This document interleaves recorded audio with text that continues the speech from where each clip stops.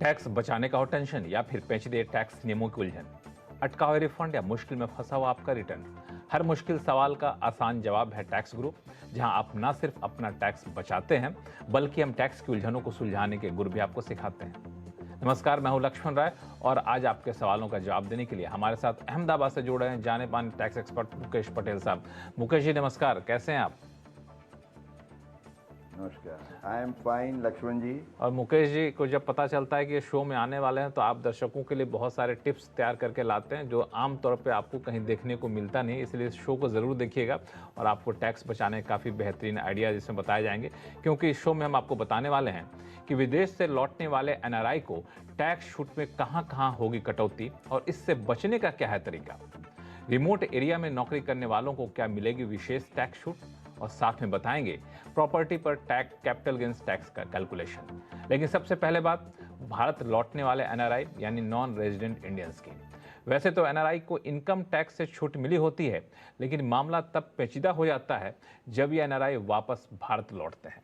खासतौर से NRI deposit पर जो ब्याज मिलता है उसका क्या होगा, इसे लेकर कई तरह के सवाल आते रहते हैं और काफ़ी कंफ्यूजन दिखता है। तो सबसे पहले मुकेश जी से यही समझ लेते हैं। मुकेश जी, जो NRI वापस लौट रहे होते हैं उनका टैक्स का इम्प्लीकेशन क्या होता है, खासतौर से NRI डिपॉजिट पर, चूंकि इस पे कई सवाल आते हैं और अलग अलग मत होते हैं लोगों के।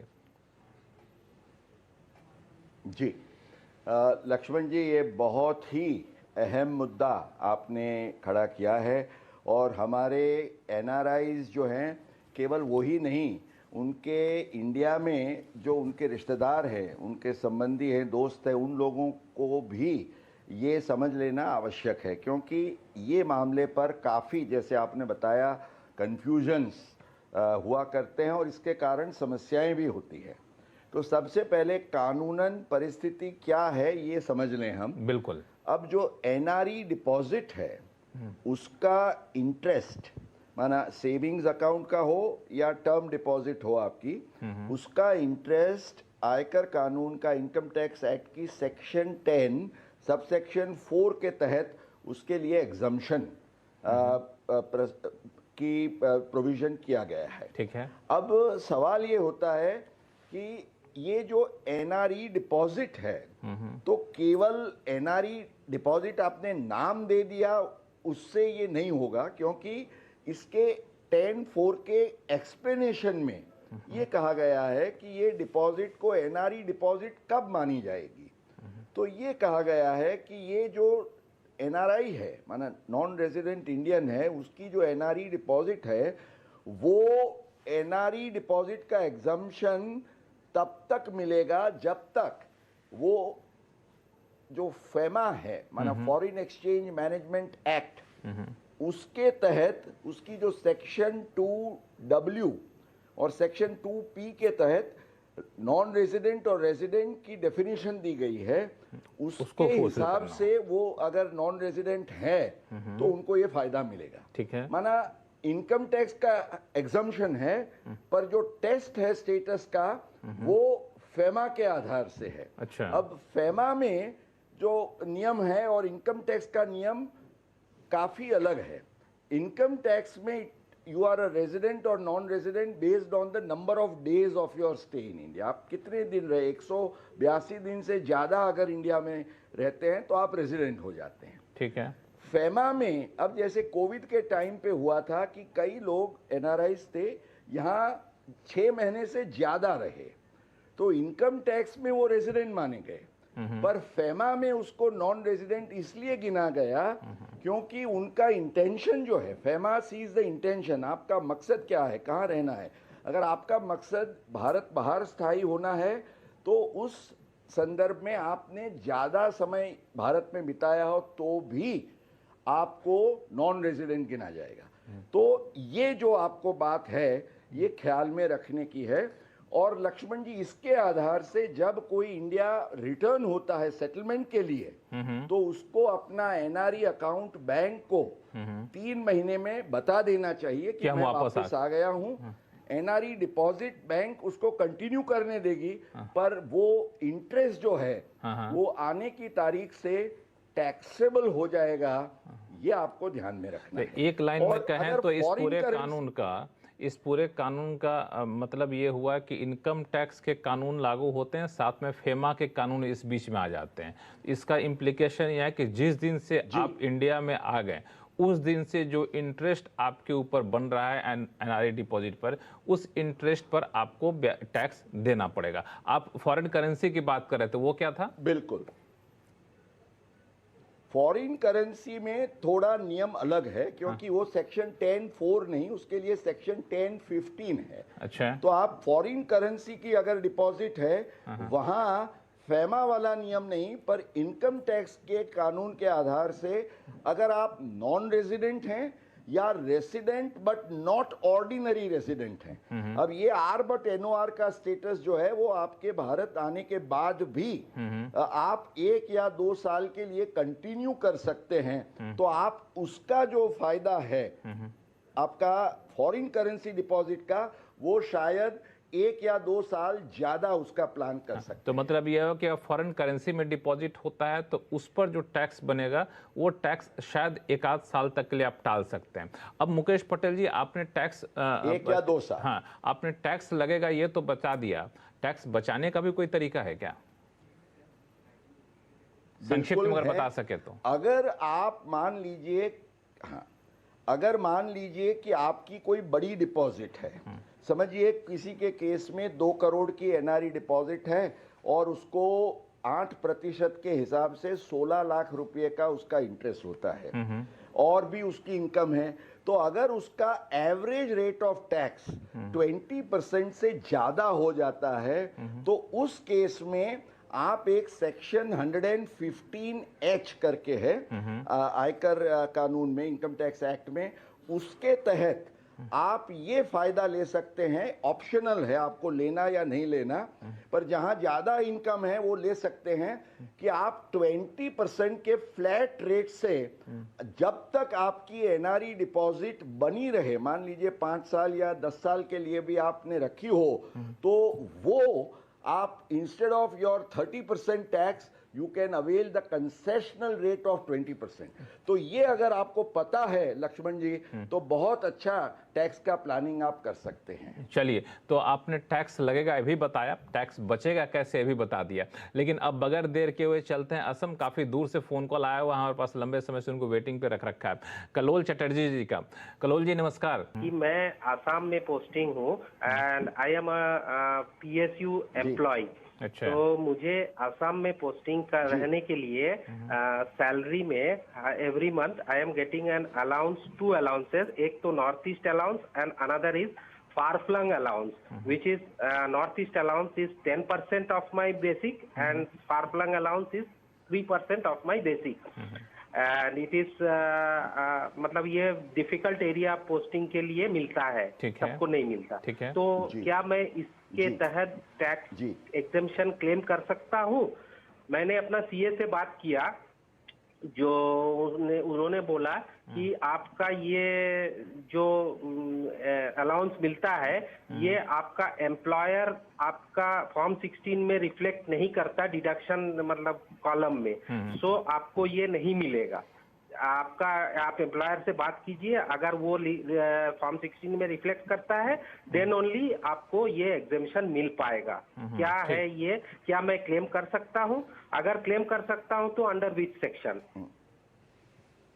ठीक है, वंडरफुल। आपने इतनी अच्छी तरह से लक्ष्मण जी एक क्वेश्चन आर्टिकुलेट किया है। अब मैं ये कहूँगा कि आपकी बात सही है, आप आसाम में हैं और आसाम में जिसको हम रिमोट एरिया अलाउंस कहते हैं वो एम्प्लॉयज़ को दिया जाता है, और इनकम टैक्स एक्ट के तहत एक जो सेक्शन 10 सब सेक्शन 14 है, उसके तहत ये जो रिमोट एरिया अलाउंस जो दिया जाता है उसका फ़ायदा एग्जम्पशन का, जो इनकम टैक्स का एक रूल है जिसको हम रूल 2B कहते हैं, उसके तहत जो प्रिस्क्रिप्शन दिया गया है, हालांकि बहुत साल पहले ये नियम किया गया था, तो आसाम के लिए ये जो difficult area remote allowance special compensatory allowance का एग्जम्पशन जो कहते हैं वो कलोल जी ज़्यादा नहीं है, 200 रुपया प्रति महीना है। पर अगर आप शायद आपके केस में एम्प्लॉयर इसलिए नहीं दिखाता है क्योंकि आप ये जो नई टैक्स स्कीम का फ़ायदा लेने जा रहे हैं। अगर आप पुरानी स्कीम में हैं और एम्प्लॉयर को बताते हैं कि मैं ये 200 रुपया पर मंथ के हिसाब से 2400 का फ़ायदा लेना चाहता हूँ, तो शायद वो लोग आपको वो फ़ायदा देंगे। पर in principle remember section 10 subsection 14 and rule 2B।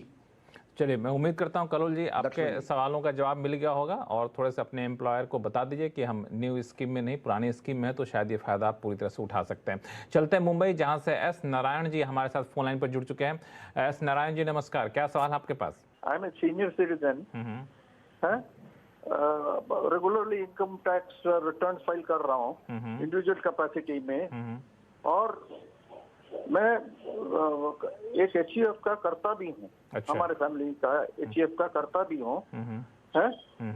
अपना मेरा जो इनकम है, मेरा इनकम है जो रेगुलर इंटरेस्ट में आता है, एचईएफ का भी इंटरेस्ट में आता है इनकम, बिजनेस इनकम नहीं है जी। तो ये मेरा ओल्ड एज के प्रॉब्लम से अभी मेडिकल बिल्स वगैरह बहुत बढ़ रहा है। अच्छा। और एग्जाम्पशन लिमिट है इसका अंडर 80D 50,000। बिल्कुल।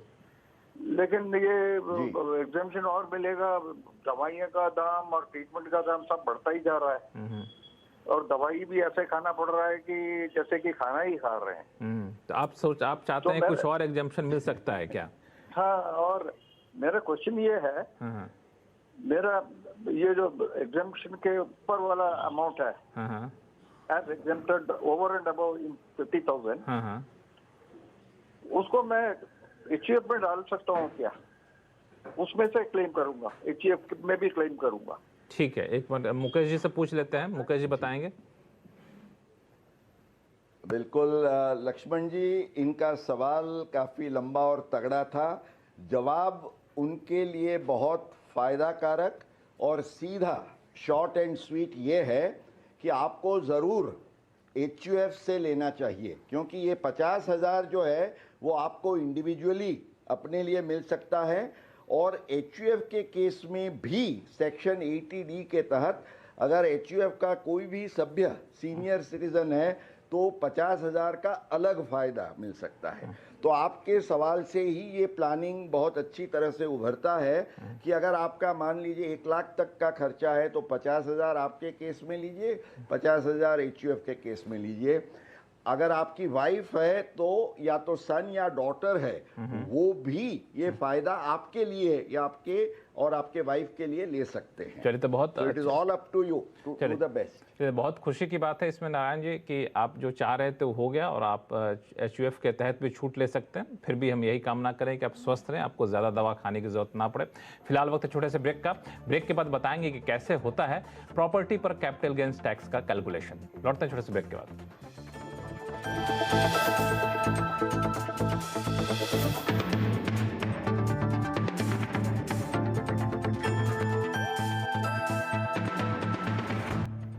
ब्रेक के बाद एक बार फिर से आपका स्वागत है। आप देख रहे हैं टैक्स गुरु, और आपके सवालों का जवाब देने के लिए हमारे साथ हैं जाने माने टैक्स एक्सपर्ट मुकेश पटेल जी। मुकेश जी, लोगों के सवाल ने इससे पहले अपने दर्शकों और लाखों टैक्स पेयर्स की एक उलझन दूर कर देते हैं। ये उलझन है कि नई टैक्स रिजीम और अलाउंस को लेकर के।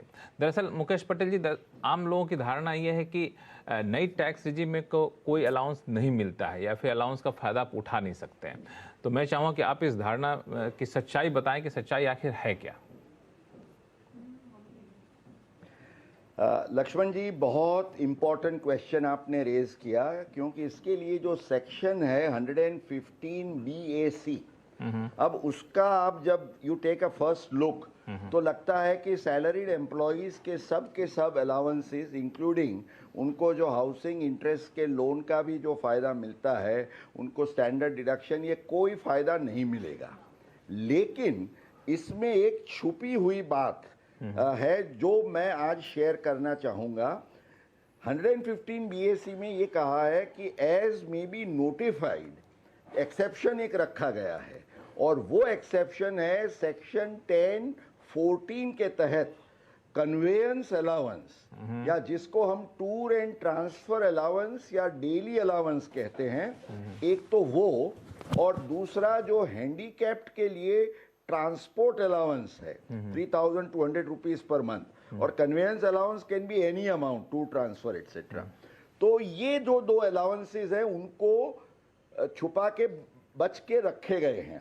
माना आप नई स्कीम में फायदा लेते हैं तो भी अगर आपको ये अलाउंसेस मिलते हैं तो आप जरूर उसका डिडक्शंस ले पाएंगे, ये आपको ख्याल में रखना है। चलिए, बहुत ही पते की बात आपने बताई है, तो काफ़ी लोगों को पता ही नहीं था। ऐसा मान के चल रहे थे कि नई टैक्स रिजिम में शायद किसी अलाउंस का फ़ायदा ले नहीं सकते, लेकिन आपने दो छुपी हुई बातें बताई और यही छुपी हुई बातों को दर्शकों तक लाना आपकी खासियत रही है। अब चलते हैं लखनऊ, जहां से अमित गुप्ता जी हमारे साथ फोन लाइन पर जुड़ चुके हैं। अमित जी नमस्कार, क्या सवाल आपके पास? नमस्कार सर, मेरा सवाल ये है कि मैंने एक फ्लैट खरीदा, उसका पेमेंट मैंने इकट्ठा कर दिया एक इंस्टॉलमेंट में, तो माई करंट अकाउंट ओवर है, उसी में मेरे शेयर से संबंधित डिविडेंड वगैरह आता है और लॉन्ग टर्म गेन जितने होते हैं उसी में आते हैं। अब वो तो मैंने पे कर दिया उनको इस अकाउंट से अपनी एफडीआर वगैरह इनकैश करके। अब मेरे जो लॉन्ग टर्म गेन हो रहा है, मैं शेयर डिस्पोज कर रहा हूँ उसको एडजस्ट करने के लिए, तो क्या ये लॉन्ग टर्म गेन जो होगा शेयर से, ये उसमें एप्रोप्रिएट हो सकता है? तो अमित जी, ये जो आपका शेयर्स का लॉन्ग टर्म कैपिटल गेन आपको हो रहा है, उसका उपयोग अगर आप अपना नया रेजिडेंशियल हाउस बनाने के लिए, जिसके तहत सेक्शन 54F का प्रावधान किया गया है, इसमें केवल शर्त ये है कि आपका एक घर हो सकता है, एक से ज़्यादा घर नहीं होना चाहिए।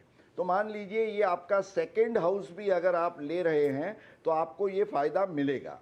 54F में आपको ख्याल में ये रखना है कि you have to invest the net consideration, not just the capital gain, और ये कंसिडरेशन का इन्वेस्टमेंट जो है वो आपको एक साल, आपके शेयर बेचे हुए हैं उसके एक साल पहले या 2 साल के अंदर अगर आप कोई भी प्रॉपर्टी परचेज का इन्वेस्टमेंट करते हैं तो आपको ये फ़ायदा मिलेगा। तो आप ज़रूर आपके जैसे केसेस में ये फ़ायदा लेके टैक्स का अच्छा प्लानिंग कर सकते हैं। बिल्कुल, तो आपको चिंता करने की ज़रूरत नहीं, आपको फ़ायदा मिलेगा। और जैसा कि मुकेश पटेल जी ने कहा कि आप इस सेक्शन का फ़ायदा उठाते हुए अपनी टैक्स की प्लानिंग करिए। और चलते हैं नवी मुंबई, जहां से JL भदानी जी हमारे साथ फ़ोन लाइन पर जुड़ चुके हैं। नमस्कार, बताएं क्या सवाल है आपके पास? नमस्कार, एक घर मेरे मित्र ने बेचा है, फ्लैट बेचा है, और उस फ्लैट का मुझे कैपिटल गेन का फिगर आपसे चाहिए। बताएं, उसके डिटेल कुछ बताएंगे कैपिटल गेन? हाँ, ये घर का अलॉटमेंट हुआ था 27/1/84 में। ठीक है। पोजेशन लिया था 9/3/84 को। ठीक है। Purchase price was 1,44,470। 1,44,470 रुपए। हाँ जी हाँ। और ये घर बेचा गया है अभी 10/10/2022 को। कितने में? 60 लाख में। 60 लाख में बेचा गया। लक्ष्मण जी, 2 बातों का ख्याल रखना है जी। सबसे पहले तो 2001 के पहले जो भी प्रॉपर्टीज आपने एक्वायर की हो तो उसकी खरीद कीमत की जगह आप सब्स्टिट्यूट कर सकते हो अपनी कॉस्ट 1 अप्रैल 2001 की, जिसको हम फेयर मार्केट वैल्यू कहेंगे। अब ये कैसे डिटरमिन होती है?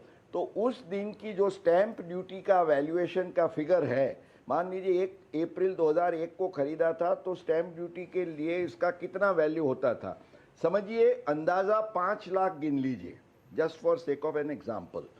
और आपने 2022 में बेचा तो आपको इंडेक्सेशन मिलेगा स्टार्टिंग फ्रॉम 2001 टू 2022। तो करंट ईयर के जो इंडेक्सेशन का फिगर है वो फिगर है 331। तो ये 5 लाख का फिगर आपको 3.31 टाइम्स अगर आप मल्टीप्लाई करते हैं तो ये करीब 16,55,000 हो जाएगा। तो आपको जो अभी 60 लाख मिल रहा है उसमें से 1,44,000 या 45,000 नहीं, लेकिन 16,55,000 16.5 लाख करीब की अमाउंट को डिडक्ट करते हुए आपका नेट कॉम्प्यूटेशन कैपिटल गेन का लॉन्ग टर्म गिना जाएगा। अगर आप जीरो टैक्स भरना चाहते हैं तो इसके लिए आप कैपिटल गेन के जो बॉन्ड्स नहीं ले सकते हैं, क्योंकि शेयर्स के सामने बॉन्ड्स आर नॉट अलाउबल। पर आप आप शेयर्स तो इन्वेस्ट करके कर रहे हैं, ये प्रॉपर्टी है, शेयर्स के लिए पाबंदी है, पर प्रॉपर्टी में आप कैपिटल गेन के बॉन्ड में निवेश करके फायदा ले सकते हैं। तो बचा सकते हैं। Technically plan zero tax. बिल्कुल, तो टैक्स लगेगा लेकिन टैक्स बचेगा भी कैसे, और टैक्स कैसे बचेगा ये मुकेश पटेल जी ने आपको बखूबी बता दिया है। तो फिलहाल वक्त है छोटे से ब्रेक का। ब्रेक के बाद बताएंगे कि एचयूएफ का कर्ता ले सकता है एचयूएफ इनकम से सैलरी या रेम्युनरेशन, बताएंगे छोटे से ब्रेक के बाद।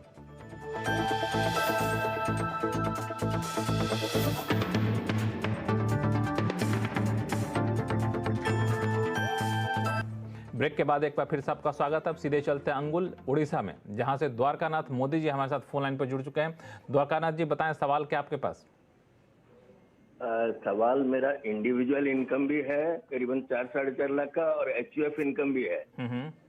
एचयूएफ का कर्ता के हिसाब से मैं एचयूएफ की सारी प्रॉपर्टी का देख रेख करना, बैंक अकाउंट देखना, ऑफिस वगैरह जाके टैक्स वगैरह पटाना, ये सब काम करना पड़ता है। ठीक है, तो एचयूएफ के कर्ता के हिसाब से मैं सैलरी ले सकता हूँ क्या एचयूएफ इनकम से? मुकेश पटेल जी, इनकम करीबन रेंटल इनकम बिल्कुल और इंटरेस्ट इनकम है। ठीक है मुकेश जी आपके सवालों का जवाब देंगे। मोदी जी के लिए खुशखबर ये है, मोदी जी के लिए खुशखबर ये है कि इनकम टैक्स एक्ट में इसका कोई प्रावधान नहीं है, पर इस पर काफी जुडिशियल प्रोनाउंसमेंट्स हैं।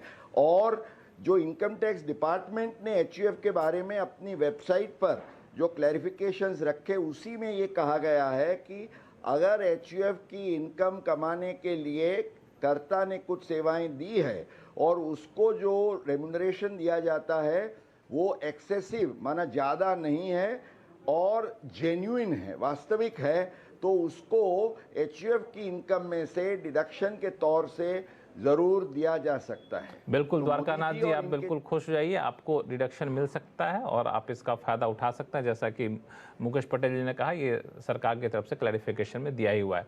तो टैक्स गुरु में फिलहाल वक्त हो चला है, और मुकेश पटेल जी आपका बहुत बहुत शुक्रिया सभी सवालों का काफ़ी आसान भाषा में और काफ़ी गहराई में जाकर जवाब देने के लिए। और दर्शकों से यही कहूँगा, उनके पास कोई भी सवाल हो तो आप हमें लिख भेजिए tax@moneycontrol.com पर, और सवाल के साथ अपना नाम और मोबाइल नंबर लिखना ना भूलें। नमस्कार, देखते रहिए सीनियर आवाज़।